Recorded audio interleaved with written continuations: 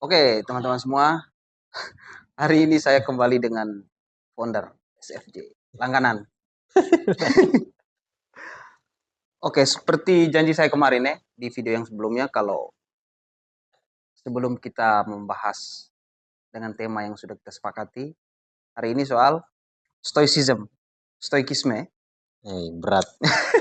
Ini yang di media sosial biasanya diklaim punya anak Jaksel ini, ya kan? Mana milenial. Nah, tapi janji saya kemarin kan sebelum kita membahas stoikisme, kita akan membahas sesuatu yang viral di media sosial. Apapun itulah. Dan hari ini yang paling viral itu ini. Mama Cindy. Energen. Jadi menurut Abang bagaimana itu? Abang sudah baca toh? Itu kayaknya iklan Energen. Mama Cindy kayaknya agak berbahaya itu ya. Marketing, ilmu marketing Energen. Menurut Abang bagaimana? Itu kenakalan orang dewasa. Kenakalan remaja. Kenakalan orang dewasa. Bagaimana tuh? Sama-sama enak. Kalau saya itu kemarin soalnya lihat di media sosial kemarin. Ada klarifikasi itu dari salah satu romo lah yang dia juga sering aktif di media sosial ya. Jadi di situ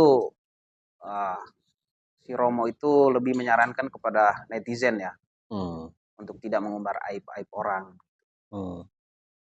Ya tapi kalau menurut saya memang poinnya justru bukan itu. Karena era sekarang ya era digital, segala informasi itu cepat. Dalam hitungan detik itu sudah bisa lihat informasi dari ujung ke ujung kan. Artinya cepat, mainnya lebih rapi lagi. Kurang rapi. Kalau menurut Abang bisa. Kalau menurut Abang bagaimana itu tuh? Dari perspektif apa ini? Bebas saja. Bebas saja. Dari pribadi lah boleh. Ya ada yang menggoda dan ada yang tergoda lah kira-kira gitu. Iya. Itu manusiawi, sesuatu yang alamiah ya. Menurut saya itu potensi manusia ya. Pasti ada faktor biologis itu ya. Mana ada yang menggoda dan ada yang tergoda. Kebetulan Mama Cindy ini juga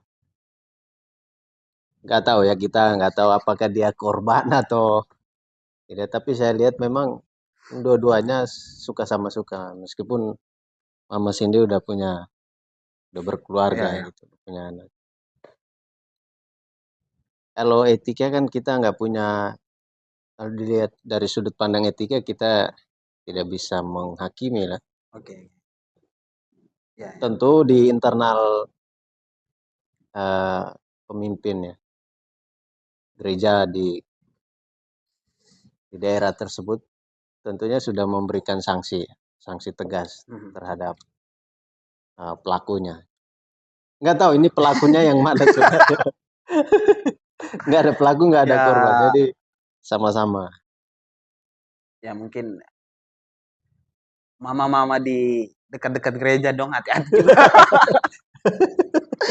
Maksudnya sikap hati-hati juga tahu. Ya. Berarti ini memang oknum lah. Kayak tidak semuanya. Oh iya, oknum mama-mama hati-hati kok. Oknum mama dan oknum pastor. Iya, hati-hati ya. Karena ini kan dua ini bisa saja kan. Bisa saja. Segala kemungkinan bisa terjadi ya. Dalam lingkup kecil ya. Keluarga. Jadi ya, membangun hubungan kekeluargaan yang sehat harusnya tidak sampai kayak gini lah. Ya. Kalau membangun hubungan sehat antara imam dan umat itu betul. Banyak hal lain lagi yang lebih disalurkan ke sana. Ya tapi ini memang menjadi refleksi kita bersama ya. Terutama untuk kita orang-orang Katolik lah.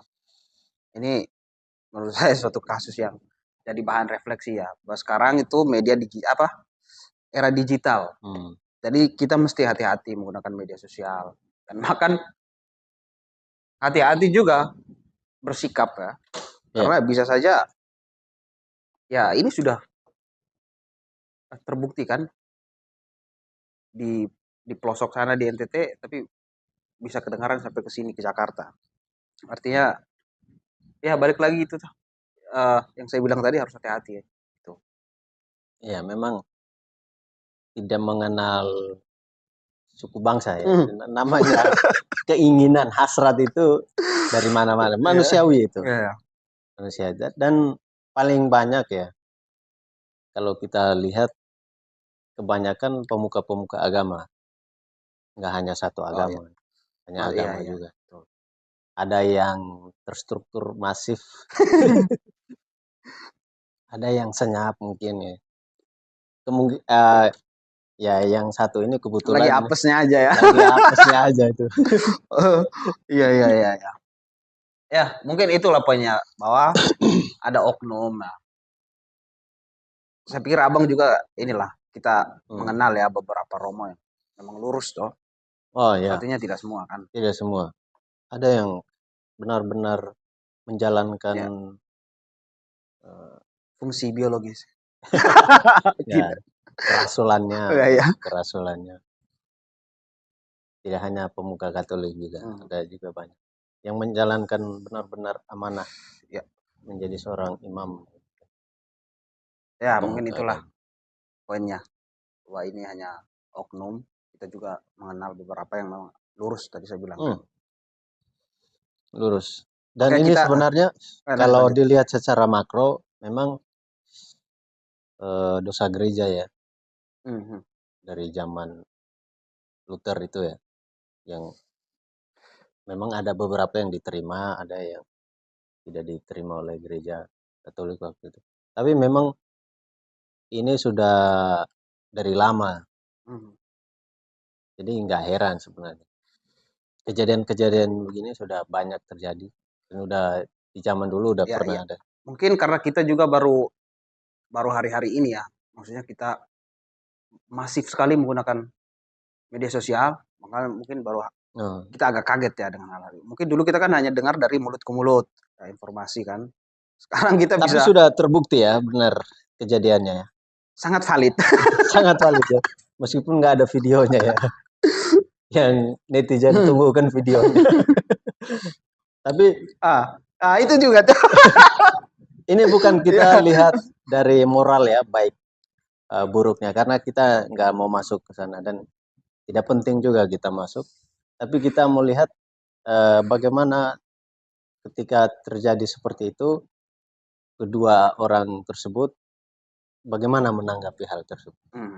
Kan ada beredar klarifikasi ya dari oknum romo tersebut. Biar tidak kena delik ya. Iya, tidak kena delik. Tapi saya rasa itu satu kekeliruan etika ya. Karena bagi Aristoteles ya, di zaman Yunani itu, di masyarakat Yunani itu tidak mempersoalkan baik buruknya.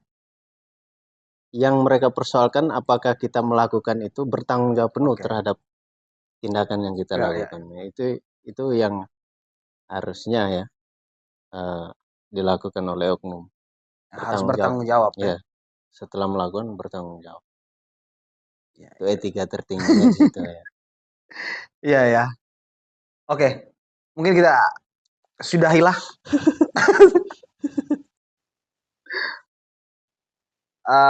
Oke, kita lanjut ke ini kali ya. Stoicism. Bisa stoik gitu. Ya. Kenapa bisa stoik ya? Mungkin nanti bisa dikaitkan ke sini ya. Kayaknya nyambung. Mencari kebahagiaan ya. Tapi tidak selaras dengan Allah. Bagaimana abang? Yang stoikisme yang ya mungkin teman-teman bisa ini ya. Sudah tahu sedikit-sedikit dan bahkan mungkin tahu banyak dari media sosial. Memang stoikisme itu di zaman COVID itu naik sekali tuh. Tapi hari ini kita coba ulas ya. Kira-kira abang stoikisme atau stoa itu apa sih sebenarnya? Ya, stoikisme itu kan salah satu aliran filsafat ya, Ah, dari Yunani juga, Athena juga, zaman periode Helenistik, di mana kita sebut saja salah satu tokoh penting namanya Zeno mhm, yang menjadi pelopor lahirnya aliran tersebut ya, Stoikis. Stoikisme itu eh, lebih kepada bagaimana manusia itu hidup selaras, baik secara akal budinya, mhm. secara logos, dan juga selaras dengan alam. Maksudnya bagaimana tuh? Artinya kita mencari Selaras keselarasan dengan ya, alam itu gimana ya, maksudnya? seimbang lah. Jadi kalau misalkan kita menghadapi realita seperti di zaman COVID ya, kan Hmm. orang bertanya-tanya tentang kok bisa gitu makna hidup tiba-tiba menjadi ada realitas yang tidak tergambarkan, seorang mencari penjelasan, Mhm, terus berefek kepada dirinya sebagai seorang manusia yang eksis. mhm, Bagaimana menanggapi realita itu? Ya, seorang stoik itu harusnya bisa memahami alam itu supaya dia bisa seimbang. Artinya dia bisa menjalani kehidupan sehari-hari itu dengan stabil gitu, nggak chaos. iya iya iya. Eee, kalau yang saya baca itu Hmm. mungkin ini lebih sederhana ya, Ya.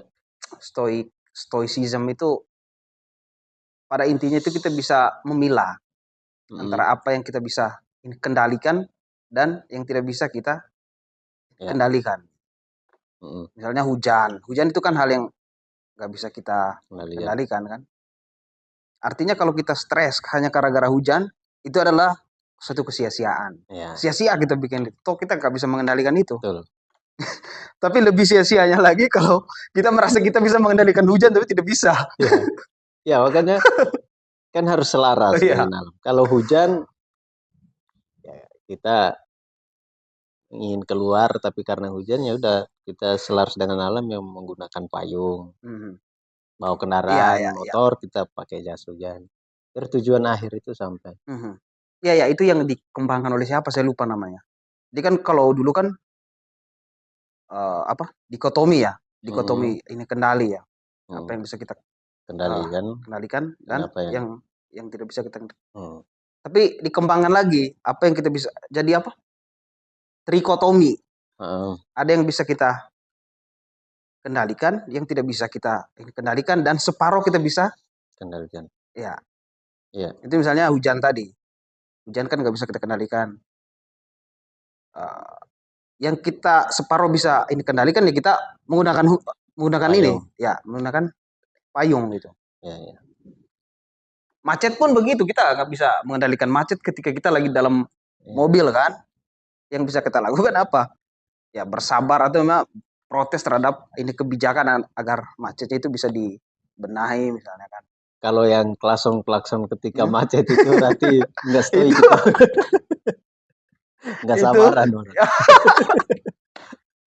iya iya iya. Intinya kalau dalam stoik itu kan kalau kita menyadari itu kita lebih lebih lebih tenang begitu. Lebih Oh tenang, ya, stabil. lebih stabil ya. Hmm, lebih stabil. Mhm. Karena eh, Jeno itu kan berpikir ada tiga, tiga proses ya. Hmm. Proses pertama dia analogikan sebagai tangan yang terbuka. Hmm. Proses yang kedua tangan yang menggenggam. Hmm. Proses yang ketiga kayak gini. Nah, proses pertama itu kita melakukan yang namanya representasi Hmm. atau membuat gambaran terhadap realita gitu kan. Misalkan macet, kita Hmm. membuat gambaran akhirnya muncullah pengetahuan tentang macet gitu kan. Karena kita merepresentasikan realitas itu. Mhm. Nah, itu pengetahuan pertama tuh. di mana kita dinamakan sebagai pengetahuan tentang alam.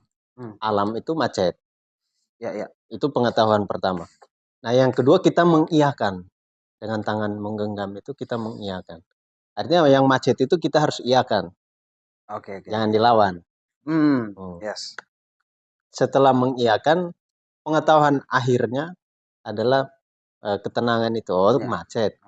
Jadi kita nggak perlu bereaksi yang lain gitu. Atau kita tidak mengambil, tidak emosi, tidak stres. Karena kalau kita stres, artinya kita salah merepresentasikan gambaran itu, realitas. Itu sama dengan ini nggak sih? Kita menolak faktor eksternal atau tidak? Bukan menolak, justru menerima. Mengendalikan faktor eksternal bahwa apa yang terjadi itu kita bisa kendalikan gitu. Faktor eksternal oleh itu rasio. alam. Alam. Kita menerima. Karena alam kan punya cara kerjanya sendiri. Jadi kalau dalam pengetahuan stoik itu alam atau Tuhan atau Zeus ya di zaman Yunani itu sebagai pemikiran atau pikiran jasmani yang tersebar gitu. Saya sambil ini. Yang membentuk realitas yang lain gitu. Jadi itu yang kita, kalau stoik itu harus selaras. Kita kalau memang macet ya udah macet, kita terima sebagai macet karena itu. Jadi tidak melakukan representasi yang keliru gitu. Kalau macet kita bilang apa ya misalkan, bukan macet misalkan, itu kan jangan macet. Kesalahan ya, jangan macet kan itu kesalahan kita merepresentasikan. Iya. Buat gambaran. Ya memang tapi agak susah memang ya. Untuk menerima itu tuh memang agak susah. Karena ada beberapa kondisi yang kita memang misalnya nih ya, lagi macet. 5 menit kita nggak sampai di kantor, dipecat. Itu pasti berbeda dengan orang yang lagi pengen jalan-jalan, ya udahlah macet aja kan. Tapi dengan orang yang 5 menit nggak sampai kantor, akan dipecat, wah itu pasti memang stres itu kan. Mengendalikan itu yang susah justru kan. Kan kita nggak tahu akan terjadi macet. Nah, jadi kalau misalkan kita sudah pernah alami macet di jam sekian, harusnya kita antisipasi untuk menghindari itu. Yang bahaya kalau sudah antisipasi tapi tetap macet. Tetap macet. Ya udah itu kita stres. Itu ya. Pasti stres ya. Stres pasti. itu tuh yang susah tuh itu karena kondisinya berbeda. Mungkin kita kalau lagi santai kan bisa aja kita menerima. Tapi kalau kondisinya memang kita lagi terdesak untuk cepat, memang stres. Tapi lebih stres lagi kalau kita nggak menerima itu. Iya. 2 kali jadinya kan. Kita sudah stres karena macet. Yang kedua kita stres karena nggak menerima itu. Iya dong. Dan kita kadang-kadang menjadikan realitas itu sebagai alasan defensif kita. Iya, jadi memang apa ya? Ini jadinya kesehatan jadinya kena tuh. Kalau kita tidak bisa mengendalikan hal itu kan bisa saja kita stres. Dulu misalnya ada contoh siapa tuh yang prajurit Amerika kalau nggak salah kan, dia jatuh kan, ditangkap. Dia langsung menggunakan cara berpikir stoa bahwa dia menerima itu. Karena kalau tidak menerima itu ya dia bisa aja kan bunuh diri dalam stres. Iya. Itu bisa gila di dalam. Memang menerima itu dengan banyak yang sudah mempraktekkan ya cara-cara stoicisme itu bagaimana hidup selaras dengan alam. Tapi mungkin mereka saja yang tidak sadari bahwa itu sebuah pemikiran, aliran pemikiran. Banyak kok itu. Dan banyak yang menjalankan hidup dengan tenang gitu. Dengan stabil gitu. Kalau orang yang kurang stabil, sering biasanya tepuk-tepuk meja. Itu.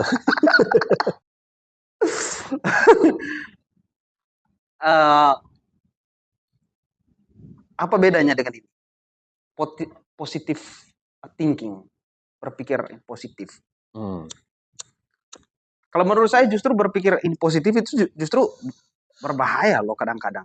Ya. Karena kita mendoktrin diri kita untuk kita bisa terhadap sesuatu hal yang kadang-kadang kita nggak bisa gitu. Ayo kamu bisa. Misalnya ditinju-tinju tuh Ayo, ayo bisa. Satu kali pukul jatuh kan. Iya. Orang sudah tidak kuat tapi masih dibilang ayo bisa. Berpikir in positif kan. Bedanya, abang menurut abang gimana bedanya? Berpikir positif. Bedanya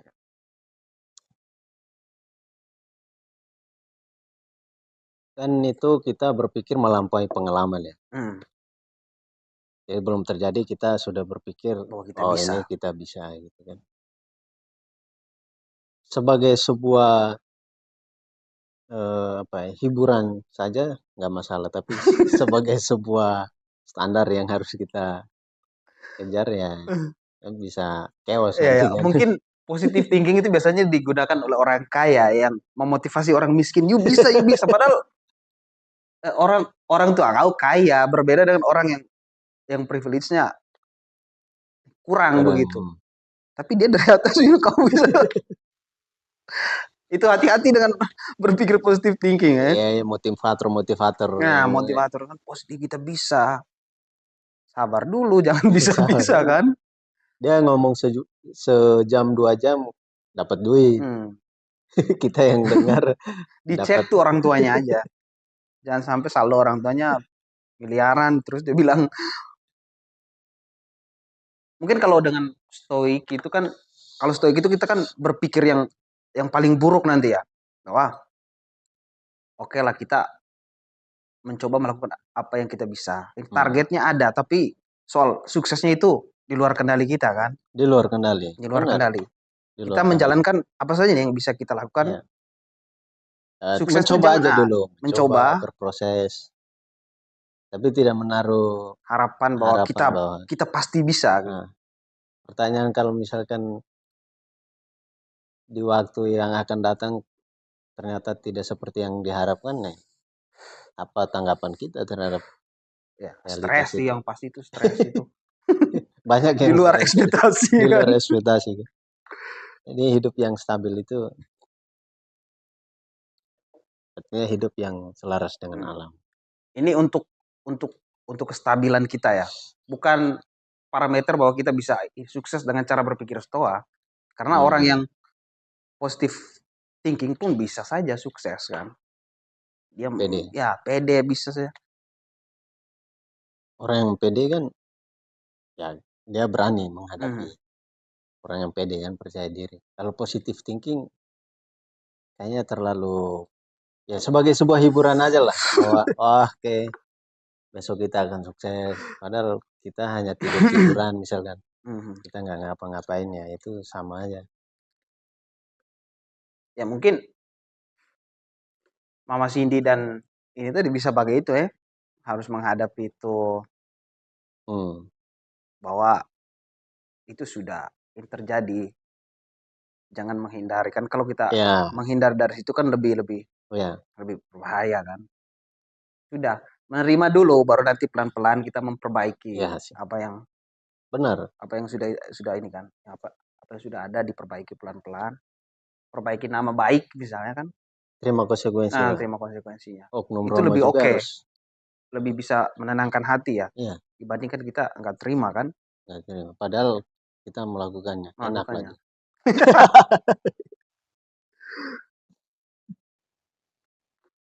Terus apa lagi nih? Iya, jadi stoikisme kan secara etika kan dia mengejar kebahagiaan. Tapi bukan kebahagiaan seperti kejadian yang di Mama Cindy, bukan. Tapi kebahagiaan itu ya itu yang stabil itu, kondisi stabil itu yang membuat kita bahagia itu. Ya. Simple lah. Simple ya. Stoikisme itu ya, simple tapi aja. Benar kata abang tadi. Memang beberapa orang mungkin menjalani ini ya. Iya. Tapi belum sadar kalau oh ini stoik maksudnya. Ya. Belum mampu menjelaskan apa yang dia ketahui dan tidak dia ketahui. Menurut Socrates menurut Socrates itu belum layak masuk ke politik. Ya kan? Itu saya baca di mana ya? Muridnya Sokrates itu semacam dinasihati lah. Dia punya satu pikiran, tapi ketika diuji oleh Sokrates dia tidak mampu menjelaskan pikirannya itu. Belum tentu salah, mungkin saja benar, tapi dia nggak bisa menjelaskan isi pikirannya itu. Jadi dilarang dulu, jangan masuk ke dunia politik dulu. Kamu belum mampu menjelaskan apa yang kamu tahu dan apa yang kamu tidak ketahui. Yang terjadi hari ini soalnya banyak yang begitu tapi maksain masuk. Maksain ya. Belum jadinya bisa. Oke, gas. Ini sudah. Itu. Chaos deh. Oh iya tuh. Ada yang belum memenuhi umur tapi udah maksa masuk. Iya. Itu menabrak realitas itu.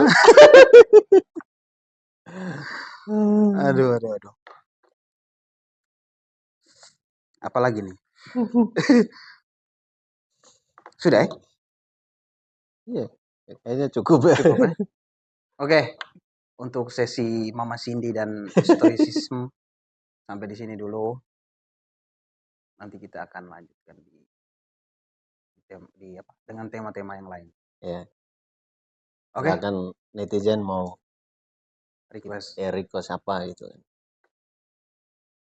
Kita upayakan. Kita gali informasi itu. Informasi.